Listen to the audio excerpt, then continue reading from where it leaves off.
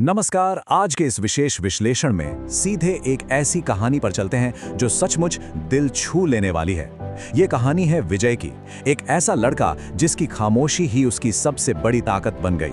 ये पूरी कहानी हमें दिखाती है कि जब हमारे पास बोलने के लिए शब्द नहीं होते तो हमारे कर्म कैसे दुनिया को हमारी बात सुनाते हैं। तो चलिए बिना किसी देरी के इस अद्भुत यात्रा में गोता लगाते हैं। आइए शुरुआत में ही एक बहुत ही गहरे सवाल पर विचार करते हैं।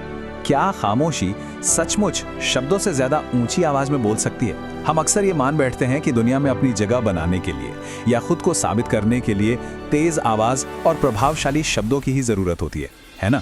लेकिन आज हम जिस लड़के के जीवन को देखने जा रहे हैं, उसने बिना एक भी शब्द बोले अपने जीवन की पूरी दिशा ही बदल कर रख दी। ये सब कैसे संभव हुआ, आइए समझते हैं। भाग 1, खामोशी का बोझ। एक कठोर दुनिया में बिना आवाज का जीवन। जरा मिट्टी की दीवारों वाले एक छोटे से गांव में रहने वाले 14 साल के विजय के बारे में सोचिए। वो अपनी माँ चंपा के साथ खेतों में जीतोड़ मेहनत करता था, लेकिन समाज का नजरिया देखिए। गांव वाले और यहाँ तक कि उसके अपने बूढ़े पिता बिरजू भी उसे सिर्फ गूंगा छोरा कहकर बुलाते थे। उसे बस एक बोझ समझा जाता था। लेकिन वास्तविकता इससे बिल्कुल अलग थी।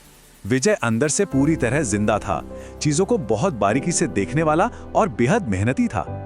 बस उसकी इस खूबी को गांव की क्रूरता ने पूरी तरह से नजरअंदाज कर दिया था। खैर, जब दुनिया किसी को समझ नहीं पाती तो इंसान अपना कोई ना कोई सुरक्षित ठिकाना ढूंढ ही लेता है। शाम के समय जब गांव के बाकी बच्चे लट्टू खेलते और शोर मचाते थे, विजय अकेला नदी किनारे चला जाता था। वह नदी का किनारा ही उसकी दुनिया थी। वहां गीली मिट्टी और क्ले उसकी खामोश आवाज बन गए। वह उस मिट्टी से कभी चिड़िया बनाता, कभी बैल, तो कभी छोटे छोटे घर। उसे अपनी भावनाओं को व्यक्त करने के लिए शब्दों की नहीं, बस उस मिट्टी की जरूरत थी। अब बढ़ते हैं भाग 2 की ओर। मिट्टी में एक चिंगारी, वो पल जिसने सब कुछ बदल दिया। विजय की जिंदगी में बदलाव की शुरुआत एक बहुत ही छोटी सी लेकिन अहम घटना से हुई। हुआ ये कि उसकी छोटी बहन सुन्ना खेल खेल में विजय का बनाया एक मिट्टी का बैल खेतों की ओर ले गई। वहां एक औरत की नजर उस बैल पर पड़ी और वो उसकी कलाकारी देखकर इतनी हैरान रह गई कि उसने तुरंत उसे 2 रुपए में खरीद लिया। सिर्फ 2 रुपए! सुनने में शायद बहुत मामूली रकम लगे, लेकिन जब सुन्ना ने वे सिक्के विजय की हथेली पर रखे, यकीन मानिए उस पल विजय को पहली बार यह एहसास हुआ कि उसके हाथों के हुनर की इस दुनिया में वाकई कोई कीमत है। इस छोटी सी जीत से जो प्रेरणा मिली, उसके बाद विजय ने जो अनुशासन दिखाया, वो वाकई कमाल का था। खेत से थका हारा लौटने के बाद भी वो हर शाम पूरे 2 घंटे अपनी कला को देता था। पहले वो नदी से एकदम सही मिट्टी इकट्ठा करता, फिर गांव की जिंदगी को बहुत ही बारीकी से सांचे में ढालता। उसके बाद उन्हें पुराने तिरपाल के नीचे सुखाता और अंत में जीवंत रंगों से सजाता। ये अब सिर्फ कोई खेल नहीं रह गया था, ये उसका जुनून बन चुका था। भाग 3, गांव के मेले की चुनौती, अस्वीकृति का सामना और मेंटर्स की तलाश। अपनी कला को दुनिया के सामने लाने का विजय का पहला प्रयास बहुत ही कड़वा था। स्कूल के गेट पर बच्चों ने उसका मजाक उड़ाया और खिलौने तोड़ दिए, लेकिन यहीं पर एक फरिश्ता बनकर आए हरिलाल काका। जब विजय की मां डरी हुई और चिंतित थी, तब काका ने गांव से 15 किलोमीटर दूर लगने वाले एक बड़े मेले में विजय का ठेला लगवाने की बात कही। उन्होंने दृढ़ता से कहा, वो बोल नहीं सकता लेकिन बेच जरूर सकता है। ये एक हुनर है चंपा, इसे मत रोको। काका ने उस खामोश लड़के के अंदर छिपी प्रतिभा को पहचान लिया था। और फिर आता है असली इम्तिहान। मेले के वो 3 दिन विजय अपनी टोकरी में 40 खिलौने लेकर गया था। पहले दिन शून्य बिक्री, एकदम निराशाजनक। लोग आते, देखते और चले जाते।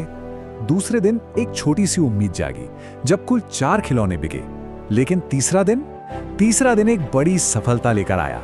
उस दिन पूरे 19 खिलौने बिके। ये सिर्फ खिलौनों की बिक्री नहीं थी, ये उसके धैर्य की शानदार जीत थी। 3 दिनों की इस कड़ी मेहनत का नतीजा पूरे 115 रुपए। जब विजय ने घर लौटकर अपनी मां के हाथ में ये 115 रुपए रखे, तो वो पल बेहद भावुक था। वो सिर्फ कुछ कागज के नोट या सिक्के नहीं थे, वो उसका आत्मसम्मान था। पहली बार उसने आर्थिक रूप से अपनी अहमियत साबित की थी, और ये पल उसकी मां की आंखों में खुशी के आंसू लाने के लिए काफी था। चलिए अब आते हैं भाग 4 पर, बिना शब्दों के सिखाना। गांव के बहिष्कृत से सम्मानित शिक्षक तक। मेले की उस कमाई से उसे एक पुराना लकड़ी का ढेला मिल गया। अब गांव में तानों की जगह सम्मान ने ले ली थी। और तभी कहानी में एक बहुत ही शानदार मोड़ आता है। मेले में विजय से खिलौने खरीदने वाले एक कला शिक्षक उसे ढूंढते हुए गांव आ पहुंचे। उन्होंने विजय की मां से जो कहा वो रोंगटे खड़े कर देने वाला था। आपका बेटा बोल नहीं सकता, लेकिन वो निश्चित रूप से सिखा सकता है। जरा सोचिए, जिस स्कूल के गेट पर कभी उसे दुत्कारा गया था, आज उसी ने उसे सप्ताह में 2 दिन मिट्टी की कला सिखाने की नौकरी की पेशकश की। अब हमारे मन में ये सवाल आ सकता है कि कोई बिना बोले कैसे पढ़ा सकता है। विजय ने इसका तरीका ढूंढ लिया था। वो कोई व्याख्यान नहीं देता था, बल्कि मौन संचार का अद्भुत उपयोग करता था। उसके अर्थपूर्ण हाथ के इशारे, बच्चों के साथ सीधा और गहरा आंखों का संपर्क, मिट्टी गूंथने की तकनीक का सटीक प्रदर्शन, बच्चे पूरी एकाग्रता से उसकी हर हरकत को पढ़ते थे। उसने साबित कर दिया कि गहरी और सच्ची शिक्षा के लिए हमेशा शब्दों की ही आवश्यकता नहीं होती। और अब भाग 5, कर्मों की गूंज, सशक्तिकरण की एक विरासत का निर्माण। समय के साथ विजय का काम गांव की सीमाओं से बहुत आगे निकल गया। उसे शहर के बड़े मेलों से बुलावा आने लगा। गांव की कला, विजय का हुनर नाम से उसका बड़ा स्टॉल लगने लगा। कभी 2 रुपए से शुरुआत करने वाला वो लड़का अब रोजाना 500 से 700 रुपए कमा रहा था। ये एक बहुत बड़ी छलांग थी। इस कमाई से बहन की पढ़ाई हुई, घर की मरम्मत हुई और पूरे परिवार का जीवन स्तर ही बदल गया। लेकिन असली सफलता वो है जो दूसरों के काम आए। विजय अपनी इस तरक्की तक ही सीमित नहीं रहा। उसने अपने घर के ठीक बाहर मिट्टी कला केंद्र विजय कुमार खोल लिया। वहां उसने गांव के 4-5 ऐसे गरीब लड़कों को सिखाना शुरू किया जो स्कूल नहीं जा पाते थे। विजय खुद तो बोल नहीं सकता था, लेकिन वो उन लड़कों के लिए सफलता का एक ऐसा रास्ता खोल रहा था जिस पर चलकर वे अपने जीवन को संवार सकें। इस पूरे सफर को अगर हम एक साथ देखें तो ये कितना अद्भुत लगता है। शुरुआत एक ऐसे डरे हुए लड़के से हुई जिसका एकमात्र ठिकाना नदी का किनारा था। फिर स्कूल के गेट पर पहला सार्वजनिक प्रयास और अस्वीकृति। उसके बाद गांव के मेले में पहली बड़ी सफलता, फिर उसी स्कूल में एक शिक्षक बनना और अंततः शहर के मेलों में पेशेवर स्तर पर छा जाना। ये सफर साबित करता है कि जिसे कभी गांव का बोझ समझा जाता था, वो असल में कितनी दूर तक जा सकता है। और इस कहानी का सबसे खूबसूरत हिस्सा है इस लड़के की पहचान का पूरी तरह से बदल जाना। जो समाज कभी उसे सिर्फ गूंगा छोरा कहकर बुलाता था, आज वही उसे सम्मान की नजरों से देखता है। गांव के सालाना कार्यक्रम में जब मुखिया ने उसे सम्मानित किया तो उसे एक नया नाम मिला, विजय महंत की आवाज। एक ऐसा सम्मानित शिक्षक जिसने बिना कुछ बोले पूरे गांव को बहुत बड़ा सबक सिखा दिया। इस विश्लेषण के अंत में ये कहानी हमारे सामने एक बहुत ही गहरा सवाल छोड़ जाती है। अगर बिना आवाज वाला एक लड़का, जिसे सबने नकार दिया था, अपनी मेहनत से पूरी दुनिया को अपनी बात सुना सकता है, तो हमें वास्तव में कौन सी चीज पीछे खींच रही है? क्या वो रुकावटें सच में हमारे आसपास हैं या सिर्फ हमारे दिमाग में? विजय की ये यात्रा एक बहुत बड़ी प्रेरणा है कि कर्म सचमुच शब्दों से कहीं ज्यादा ऊंची आवाज में बोलते हैं। इस विचारोत्तेजक सोच के साथ आज की ये चर्चा यहीं समाप्त करते हैं। गहराई से सोचने और साथ जुड़ने के लिए बहुत बहुत धन्यवाद।